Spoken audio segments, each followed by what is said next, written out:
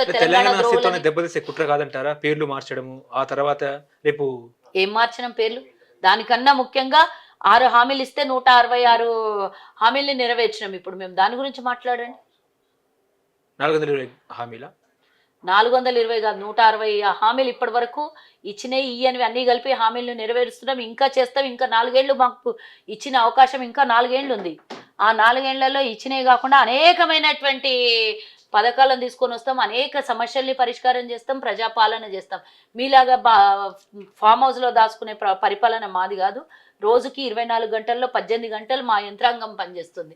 మా ముఖ్యమంత్రి పనిచేస్తున్నారు, మా కార్యవర్గం పనిచేస్తుంది, మా మంత్రిమండలి పనిచేస్తుంది, నియోజకవర్గాలలో ఉన్నటువంటి మా కార్యకర్తలు పనిచేస్తున్నారు, ప్రభుత్వ అధికారులు పనిచేస్తున్నారు.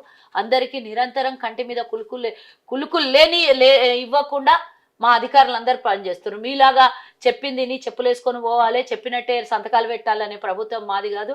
ఎవరికి ఏ సమస్య ఉన్నా వాళ్ళ సొంత అభిప్రాయాన్ని చెప్పే అవకాశం మేము ఇచ్చినాం, స్వేచ్ఛ ఇచ్చినాం. ఇప్పుడు కాంగ్రెస్ తల్లి తెలంగాణ తల్లి కాదు అని చెప్పి కేటీఆర్ అంటున్నారు. రేపు అధికారంలోకి వచ్చిన తర్వాత, మేము అధికారంలోకి వచ్చిన తర్వాత తెలంగాణ తల్లి విగ్రహాన్ని, కాంగ్రెస్ తల్లి విగ్రహాన్ని సగర్వంగా గాంధీ భవన్ కి పంపిస్తాం. మేము అదే చెప్పినాం. చట్టబద్ధమైన నిర్ణయం తీసుకోవడం జరిగింది. దాని మీద అసెంబ్లీలో చట్టబద్ధం చేసిండ్రు. దాన్ని ఎవడైనా దానికి వ్యతిరేకంగా మాట్లాడి రేపు పొద్దున దానికి చట్టరూపం దాల్చినటువంటి తెలంగాణ తల్లి మీద ఎవరైనా చెయ్యేయడమో కాలేయడమో అనుచిత వ్యాఖ్యలు చేయడమో చేస్తే చట్టపరమైనటువంటి శిక్షలు అనుభవించాల్సి ఉంటుందని ముఖ్యమంత్రి గారు వేదిక మీద చెప్పారు.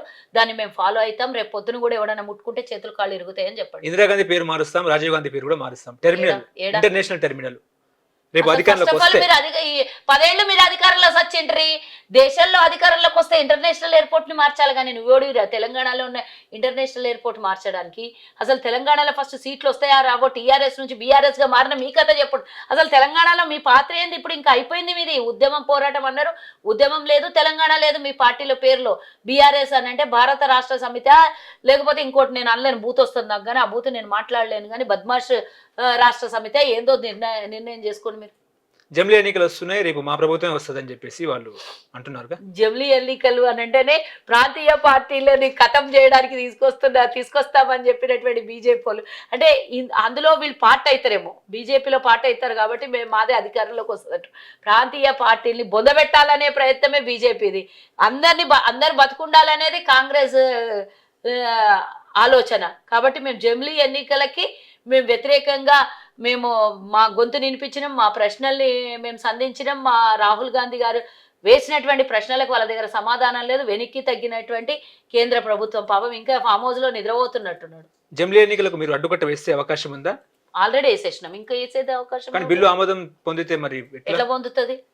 వ్యతిరేకంగా పూర్తి అన్ని రాష్ట్రాల ప్రాంతీయ పార్టీలన్నీ వ్యతిరేకంగా ఉన్నాయి, వివిధ ప్రతిపక్ష పార్టీలన్నీ వ్యతిరేకంగా ఉన్నాయి. అంత ఈజీగా బిల్ పాస్ కాదని ఒకసారి దాని గురించి ఆలోచించాలి. కేవలం సబ్జెక్టులు లేనప్పుడు ఇట్లాంటివి తీసుకుంటుంది బీజేపీ అనేది అర్థం చేసుకోండి. ఓకే, ఇప్పుడు మీరు వచ్చుడుతోనే, కాంగ్రెస్ ప్రభుత్వం వచ్చుడుతోనే సినిమా ఇండస్ట్రీ మీద పగబట్టింది అంటారా? మీరు నిన్న రేవతి కుటుంబాన్ని పరామర్శించారు. 3 నెలల నుంచి మాట్లాడలేదు. ఆ సంవత్సరం ప్రశ్నలను ఒకటేసారి అడగాలన్నట్టుంది. సినిమా ఇండస్ట్రీ మీద ఎవరి మీద పగబట్టినాం?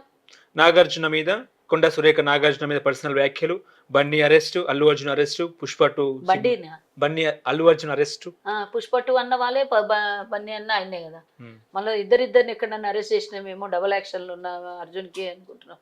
మేము అరెస్ట్ చేయడం ఏంది? ఆయన ఆడికి పోయిండు, తప్పు చేసిండు, అధికారులు వాళ్ళ పని వాళ్ళు చేసుకుంటూ పోయినారు. మేము పూర్తిగా స్వేచ్ఛ ఇచ్చినామని ఇందాకనే చెప్పినాం. అధికారులు కానీ బ్యూరోక్రాట్ కానీ తెలంగాణలో ఎవరైనా సమస్యలు ఉంటే వాళ్ళు పోయి ధర్నా చౌక్ దగ్గర వాళ్ళు నిరసన తెలపడానికి కూడా అవకాశాలు ఇచ్చినాం మేము. అంతకు మించి అధికారులు ఎవరున్నా చిన్నోడికి పెద్దోడికి తేడా లేదు. సామాన్యుడైనా శ్రీమంతుడైనా సెలబ్రిటీ అయినా రూల్ ఈజ్ రూల్. ఎక్కడ తగ్గేదే లేదు. తెలంగాణ ప్రభుత్వము వాళ్ళకు మేము ఈరోజు పూర్తి స్వేచ్ఛనిచ్చినాము. వాళ్ళ పని వాళ్ళు చేసి, చట్టం తన పని తాను చేసుకుంటూ పోతుంది. వాళ్ళ మీద పగ, వీళ్ళ మీద ప్రతీకారం, వీళ్ళ మీద ప్రేమ అంటూ ఉండదు. అట్లా అంటే సల్మాన్ ఖాన్ మీద పగబట్టిందేనా ఆ రోజు ప్రభుత్వం? ఆయన కూడా పెద్ద celebrity, national celebrity, international celebrity. ఆయన కూడా జాతీయ అవార్డు గ్రహీత ఆయన కూడా. మరి అలాంటప్పుడు ఈయనకున్నటువంటి ఒక సానుభూతి ఆయనకు కూడా ఉండాలి కదా. మరి ఆయన ఎందుకు కోట్ల చుట్టూ జైలు చుట్టూ తిరిగిండు? సంజయ్ దత్ ఎందుకు అన్ని ఏళ్ళు జైలుకు పోయిండు? అంతెందుకు మొన్న ఆంధ్రప్రదేశ్లో ఒక సెలబ్రిటీ ఆడవాళ్ళ విషయంలో ఆయన కూడా జాతీయ అవార్డు గ్రహీత కదా, మరి ఆయనప్పుడు ఎందుకో ఈ సెలబ్రిటీలు కానీ ఈ ప్రతిపక్షం కానీ మాట్లాడలేదు ఎందుకో మరి. అది దాని పని అది చేసుకుంటూ పోయిందని మేము కామ్గా కూర్చున్నాం. ఆ రోజులు ఎవరినోళ్ళు ఈ రోజు ఎందుకు లేస్తున్నాయి వీళ్ళకి? కేటీఆర్కి సిగ్గు శరం ఉండాలి. ఇంకెవరన్నా నిన్ను ఎవరు అడిగారు ఈ ప్రశ్న? ఎవరు అడగమన్నారు నీకు? ఎవరు అడగమన్నారు చెప్పు, చెప్పాలి మీ మీడియా వాళ్ళు.